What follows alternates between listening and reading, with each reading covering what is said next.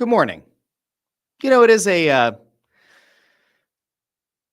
terrible Tuesday here on the Russ Joy Show, and it's not because of anything that's going on in life. Life is great, but the Philadelphia Eagles are not. Usually I pride myself on being at least somewhat level-headed when it comes to the teams in Philadelphia.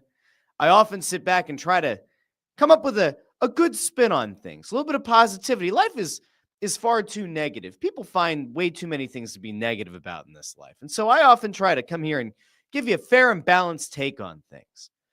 But after the epic shit show that we witnessed on Monday Night Football, after the absolute embarrassment that befell the Philadelphia Eagles, their fans, their organization, I am not going to be as level-headed as usual. In fact, I am calling out an official SOS. I need somebody in the Philadelphia Eagles organization to show a little bit of urgency and understand that the window that we all viewed to be very, very, very wide open is about to shut really fast if no one pulls their head out of their collective ass. If you are here for level-headed takes on the Philadelphia Eagles, today might not be the day. You can go back to Monday's show where I looked for a little bit of positivity. You could come back on Wednesday. But for those of you who just want to have some of that frustration from Monday night flow through you, I will provide that, and I will give you additional context for just how bad things are right now, coming off of the third straight loss and one that the Eagles simply should not have lost. Let's dive into it. It is time. Welcome in to the Russ Joy Show. Hit the music.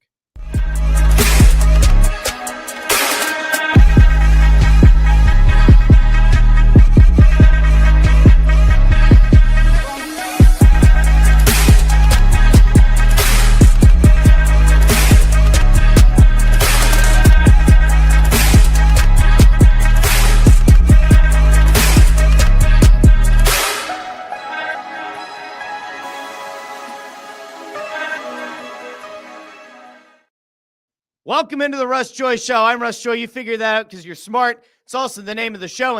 And the idea of you being smart, well, that's at least more than we could say for Nick Sirianni, probably for Kevin Patullo, maybe for Howie Roseman and Jeffrey Lurie. Somebody's head has to roll at some point, and you could sit back and you could take a deep breath, and maybe you could say to yourself, well, Russ, it's only 3 losses. It's only 3 losses in a row. Things could be a lot worse. Would you rather be Dallas and have to chase them down? Would you rather be Washington and go from an NFC championship game to out? Would you rather be a horrible... Shut up. Just stop. Stop making excuses right now. If you are currently living in a world in which you want to make excuses, today ain't the day. Because things are bad. The Eagles fall to 8-5. They lose a game that they had absolutely no right being in at the end of regulation. They had no right taking a 19-16 lead. They had no right whatsoever in going to overtime with and having a chance to actually win the game or even tie it with a field goal. And yet this Eagles team vomited profusely all over itself on Monday night. And I don't even know who to blame at this point, because to this point, I've largely said, well, it appears as though the offensive scheme is elementary at best. Is that a Kevin Patullo problem? Is that a Nick Sirianni problem? Is it both? Is it an execution standpoint? Jalen Hurts doesn't want to throw over the middle of the field. Jalen Hurts seems so afraid to turn the ball over that he's playing this overly conservative style. Well, you kind of got what you wanted on Monday night. If you've been looking for Jalen Hurts to throw the ball into traffic or over the middle of the field, guess what? You got it. If you wanted to see the Eagles run more pre-snap motion, you got it. You wanted to see the Eagles run some two-back sets, you got it. You know what else you got? You got a lot of inefficiency.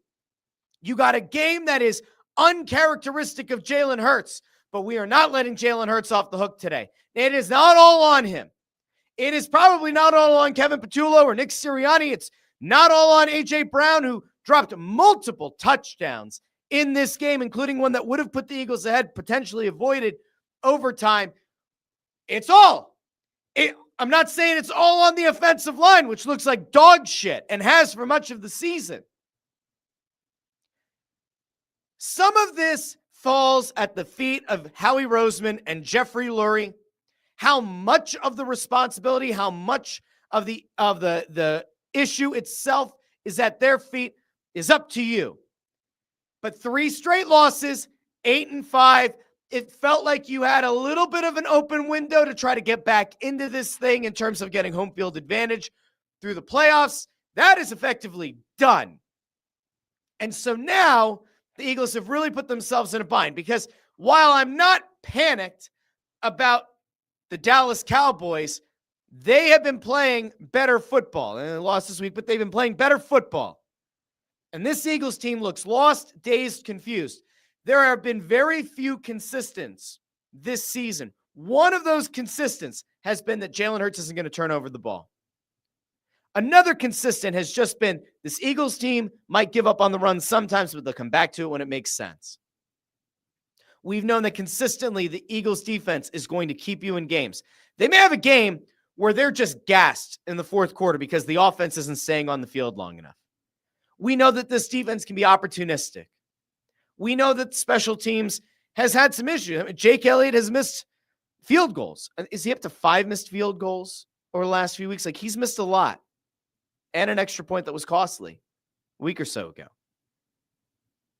We saw what happened with Gibson, who fumbled a kickoff return, and now he's no longer on the team. Britton Covey was back. Let me shout out. Britton Covey, good on you last night. Some good returns, some sure-handedness. He did at one point fumble, but he recovered. But Britton Covey, we're going to give you a tip of the cap. There aren't a whole lot of tips of the cap to give to a lot of guys on the Eagles last night. I'm going to run you through some stats. I'm going to run you through some comments post-game. This was about as miserable of a game as I can ever remember watching. I tweeted out during the game, I cannot think of a time that I have been this upset watching an Eagles team. I have been this disillusioned by an Eagles team. I have been this frustrated with an Eagles team. This is a team that still has a boatload of talent. This is still a team that boasts a Super Bowl MVP, 2 number 1 wideouts in A.J. Brown and Devontae Smith, a very good number 3 receiver in Jahan Dotson, a very good tight end in Dallas Goedert, an excellent back in Saquon Barkley. And then there's an offensive line that has been injured a lot, continues to play through injury. I'm looking directly at Landon Dickerson. God love the guy for trying to gut through whatever he's gotten through, but he ain't the same player. Jordan Mailata does not look like the same guy. Cam Jurgens is getting boat raced. Steen, I would actually rather see Kevin Steen. That's right, Kevin Owens. I'd rather see Kevin Steen in his Ring of Honor days at right guard than watch this Steen. Fred Johnson's been fine at tackle, but he's not Lane Johnson. That offensive line has largely been doo-doo, at least in run blocking. They did give Jalen Hurts some clean pockets to pass from last night. 5 turnovers by Jalen Hurts. Absolutely pathetic performance. But we're going to hit you with some stats. Let's hit you with some numbers, because this was an atrocious performance across the board. I want to take you to a few different places. Okay, let's hit you with some numbers first. Okay, let's go some numbers. This is for those of you who are at work today and you're looking to just kind of, hit back at some of your coworkers who might be trying to make excuses today. You're saying to yourself, all right, I want to be armed at the water cooler. I'm going to be armed on a Zoom call with what the hell we saw. All right, let's just go out to this first. Here's the Nick Sirianni coached Philadelphia Eagles. I want to look at their EPA over the past 5 seasons. Okay, through week 13. 2021 with Shane Steichen, 38.92. 2022 with Shane Steichen, 69.13. 2023 with Brian Johnson. We all remember how bad the Brian Johnson offense was. Well, apparently it wasn't that bad historically. 57.89. Kellen Moore, 60.23. The best since year 2 of Steichen. Kevin Patullo's offense through 13 weeks. Minus 5.22. Now, I don't look back at the Brian Johnson years and smile. I don't look back on them with some kind of, rosy view. I don't look at it the way that like some people look at like George W. Bush now, and they're like, oh, look, he's a painter now. How sweet is that? Oh, what a lovable guy. We always loved W, didn't we? No, not really. No, not exactly. Paint all the paintings you want. Still ended up in some wars where a lot of people died. Kevin Patullo, thankfully, is not in charge of people living and dying, but your fandom might be living and dying right now. This is horrific offense being put together. And I refuse to accept under any circumstances this notion that Kevin Patullo deserves some grace. No, the grace was given for the first 5 or 6 weeks of the season. You are trying to load up for what is hopefully going to be a deep playoff run. You are in the midst of what is supposed to be a wide open, what did I say in the intro? A wide open win. 2 Super Bowl appearances in 3 years, coming off of a Super Bowl that you just won, where you were arguably the most loaded team in the NFC, if not the entire National Football League. Wide open window. Where are you at now? You're probably somewhere around here. We went from an obtuse angle to a right angle to an acute angle. And this ain't very cute. This is kind of like when a baby comes out with a cone head and a lot of bruising on their forehead because, childbirth is actually, pretty damn traumatic. That's how cute. Not very cute. I've got bruising. You've got bruising. We've got bruising in our brains. You got bruising in our hearts. You got bruising in your fandom because Nick Sirianni and Kevin Patullo have largely the same group of offensive players year over year, and they can't figure a damn thing out. Oh, Russ, well, don't forget there are the injuries. You were just talking about the injuries on offensive line. 3 of your 5 starters are still there. Mailata, Dickerson, Jerkins. That's 3. 3 of them. They're still there. I see very few holes for Saquon Barkley to run through. In fact, the only time that Saquon really seemed to have any success was running to that left side off of a fake around the tush push where he busts a play open for 50-plus yards. That's it. This offensive line can't run block to save their lives. Cal Katera's in the game. He can't fucking block. You might have a better chance of me blocking. I mean, think about how poor that is. I'm a small human being. I'll at least try. Cal Katera has got a big body. Can't block to save his life. Okay. Great. Good call, Kevin Patullo. Good call. Good play design. Awesome. Love it. Okay. That's your first set of stats. Let's go to another set of stats. This is the one that's actually the most egregious. This is the thing that actually frustrates me because this is a thing that, even an idiot like me, somebody who's not going to sit down and watch the All-22, this is the kind of thing that, even I can see. Okay, let's go over here, shall we? Let's shall. Here are the stats from Monday night. Eagles in the shotgun versus under center. Shotgun, under center. Okay. Eagles in shotgun. They ran 51 plays. They averaged 4.2 yards per play, 2.2 yards per rush, 5.2 yards per pass, including 4 interceptions.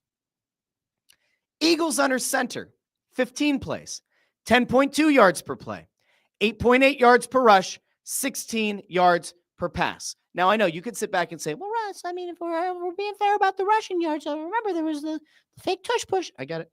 I understand. That's still more than double the yards per play. That is 4 times more yards per rush. And that is more than 3 times more yards per pass. Oh, well, Jalen Hurts doesn't like to run the offense from under center. Tough shit. Figure it out. I mean, let's play a game here for a second, all right? I want you to just, when I say the name Emmanuel Acho, what do you think of right away? You might think of some hot takes. You might think of Joy Taylor.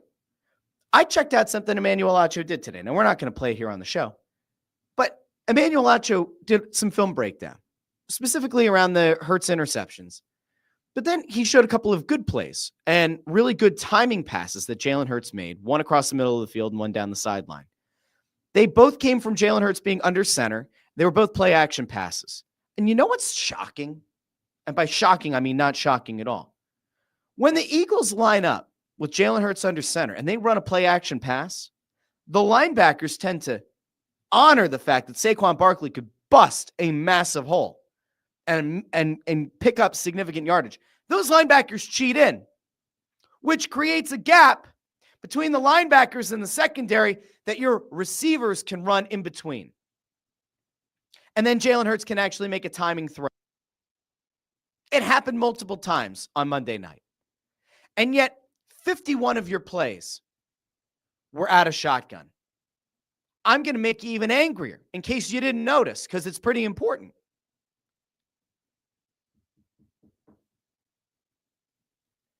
The Eagles ran 0 plays, 0 from under center, 0. Not a single play from under center. They ran everything out of shotgun. Horrific. Terrible. Unconscionable. Is that Kevin Petula? Is that Nick Sirianni? Is that both? Is Jalen Hurts deciding to call plays? Call everything out of shotgun? I don't know. What I can tell you is it's absolutely piss poor. What I can tell you is that even an idiot like me can look at some numbers and say, yeah, you know what? You probably need to figure out a way to run more plays from under center. Put Jalen Hurts in a more advantageous position. Create some actual space for your receivers. There's also a play that got called out by Acho. I think it was it was a 5-receiver set. 4 of the receivers ran a hitch, and it looked like A.J. Brown might have gone rogue and not run a hitch. Defensive game planning here is horrific.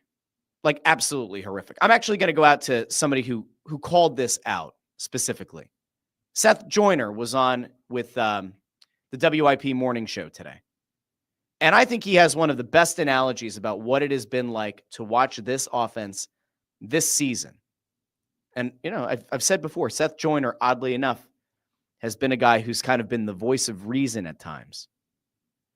Let's go out to Seth Joyner, because I think it's important that you kind of have an idea from somebody who's played this game, who's assessed this game, who's analyzed this game. Let's go out to Seth, because Seth doesn't have a lot of nice things to say about Kevin Petula. Let's go out to Seth Joyner right now. Seth, how you feeling? You tell me how many plays that we run and have success with do you see us flip the formation, run it on the other side? Right. How many times do you see it again? It's almost like, you know, he's got this grab bag of plays. And I'm just going to pick. Let's run this one. Oh, let me throw that one away because we're not going to run that one again. Here's my grab. Let's run another one. It just it doesn't make any sense, because the things it's an amazing analogy. The thing. You know how there's like that the thing that hurts you because you don't want to admit that it's right.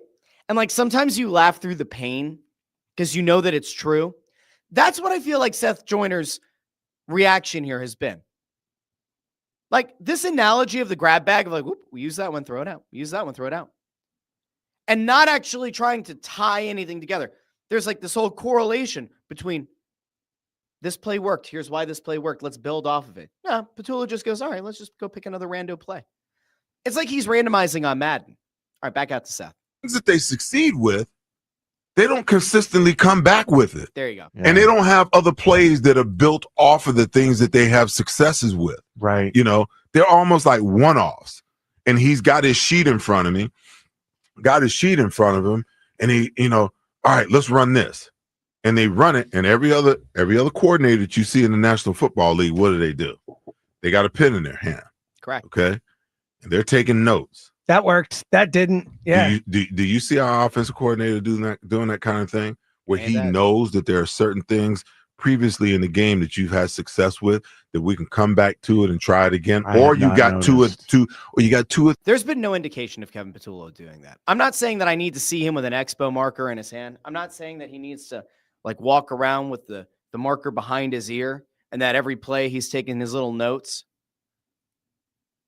But there's nothing so far this season that makes you think he's adjusting the game plan based on what's worked. 3 things off of it, you know, that looks the same. No, plays that but start a small out the variation. Same, they start out looking the same. They end up different. We don't do that. We don't have the stuff that makes it easier for the offense. Like that's what's so crazy.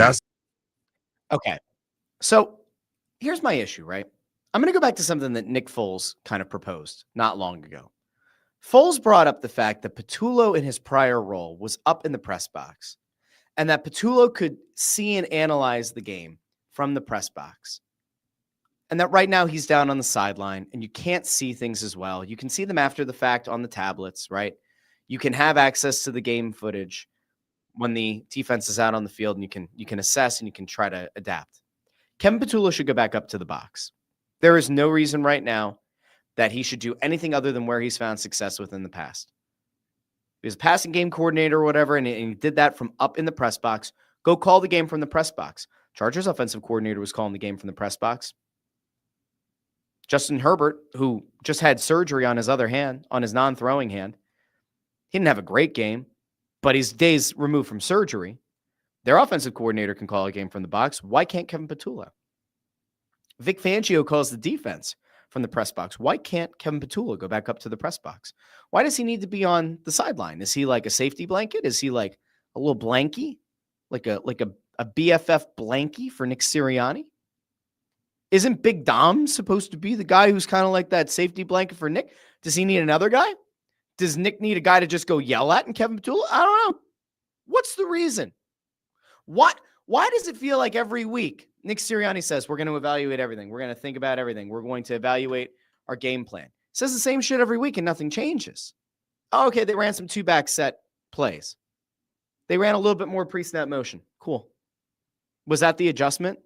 Is that all Nick Sirianni brought to the table? Because remember, going into this game, we heard Nick Sirianni's been more involved in the day-to-day game planning for this matchup against the Chargers. Is that all two-back sets and a little bit more pre-snap motion? That's what Nick Sirianni had? That was it? That was the game plan? That was his contribution? Okay, cool. Sweet, love that. It's like bringing mashed cauliflower to Thanksgiving instead of mashed potatoes. Yeah, nobody wanted that, Nick. Not a single soul. Except for like your crazy vegan aunt who was just insane and likes mashed cauliflower more. All right, I have a few other things that I need to get to. I saw there's some breaking news. We'll get there in a second. It's not related to the Eagles, but we're keeping it on the Eagles right now. I want you to just see really quickly also. Here's where Jalen Hurts has been to this point, where he was before the bye versus after the bye. It's another one of those, it actually kind of matters stats. One of those things that you kind of need to keep in mind, because there are a lot of people this morning who were pissed off that Jalen Hurts didn't get pulled from the game, that Tanner McKee wasn't in the game. We're going to go out to Jeff McClain, who put this together. Hurts' passing numbers over the last 5 games, 57.5% passing for 1,077 yards, which is 6.5 per attempt, 4 touchdowns, 5 interceptions, 72.4 rating. Over the first 8 games, his completion percentage was 70.2, which is up from that 57.5. He threw for 1,677 yards, which is 7.8 yards per attempt. He had 15 touchdowns, 1 interception, and a 114.4 passer rating versus a 72.4 passer rating. I am not convinced right now that Jalen Hurts is a broken quarterback. I don't think he is. I think he's in a slump. I think that this is probably the worst time that he could have gone into a slump. I will also note that there seems to be a direct correlation here, whether people want to admit it or not, that where this team was originally to where they are now, there was a whole lot of complaining. There was a whole lot of social media posting. There was a whole lot to this idea that A.J. Brown needed to get the ball more. He's had 3 straight games where he's gotten fed the rock a lot. And he's gotten his individual stats. Eagles are 0-3. I don't lay this at the feet of A.J. Brown and say that he cannot be involved. But I will point out that Jalen Hurts' best throw of the night was a potential game-winning touchdown late in the 4th quarter of this one. And yeah, the defensive back got his hand in there and kind of knocked the ball away. Jalen Hurts threw an absolutely perfect pass. It hits A.J. Brown in the hands. And for a guy that is as big and strong and has shown an amazing ability to rip the ball out of the air, he's got to come down with that touchdown. There's a play early in the game. Was it the first play of the game? Where Hurts goes deep to AJ. Can't bring it in. There's another play in this game. AJ goes out with one hand to bring in the ball. We've seen him make that catch before. I would say that some of the blame for Monday night does fall at the feet of AJ Brown. I'm not saying that it's all of it. Let me give you another number, because I do want to get to AJ. Actually, I'm going to go out to AJ Brown first. I want you to hear from AJ Brown. Now, we're going to kind of jump around here a little bit. This is part of AJ Brown's media availability from Monday Night Football after the game against the Chargers.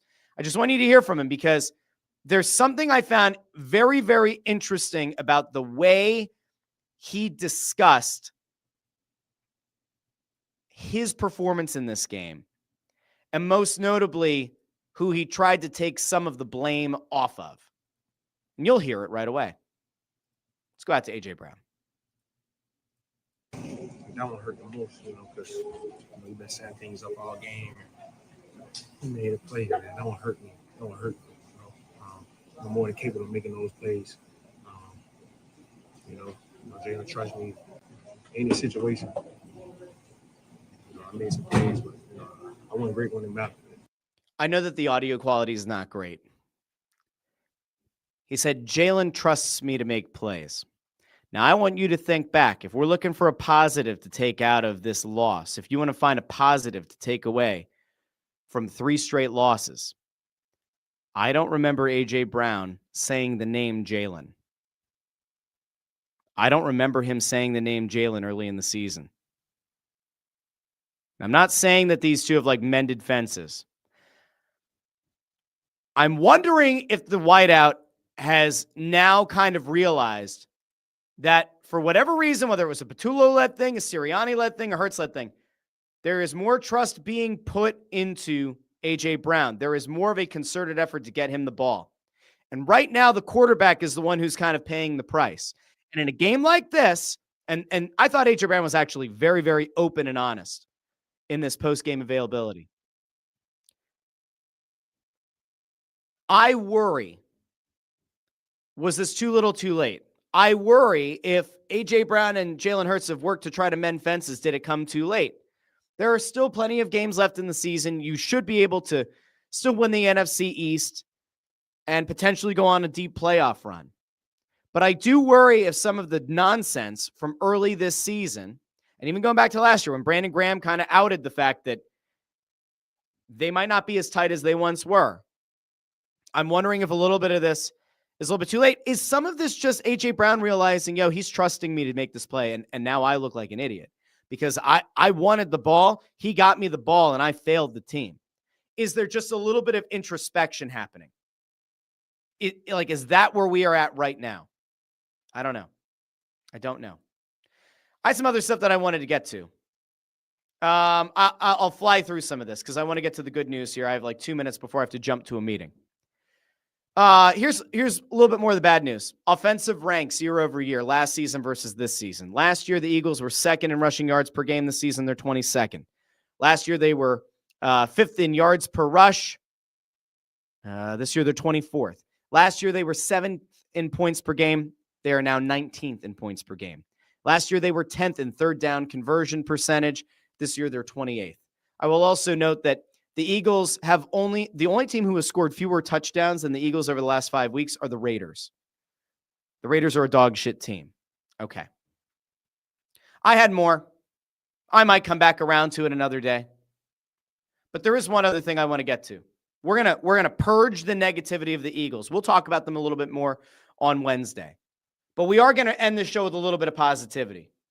And I will admit that I'm surprised by what I'm about to tell you. And it's been in the comment section here for about 10, 15 minutes.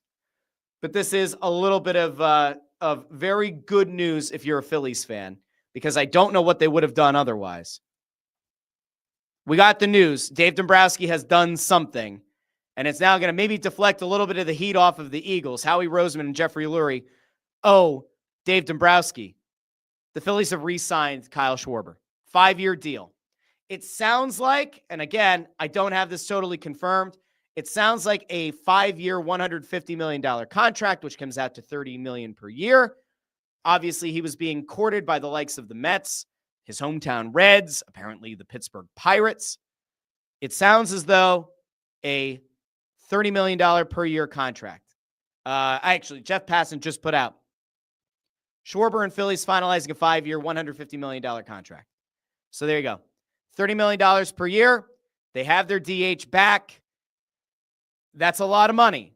The question now is, what are they going to do to kind of fill in the rest of this roster? We know that Real Muto's gotten a lot of interest. We know that there's been a lot of interest in Ranger Suarez. And yesterday, Mattingly came out, not Don Mattingly, who might become the bench coach. His son, who's in the front office, went on to a podcast and said, yeah, we're looking for a change of scenery for Nick Castellanos.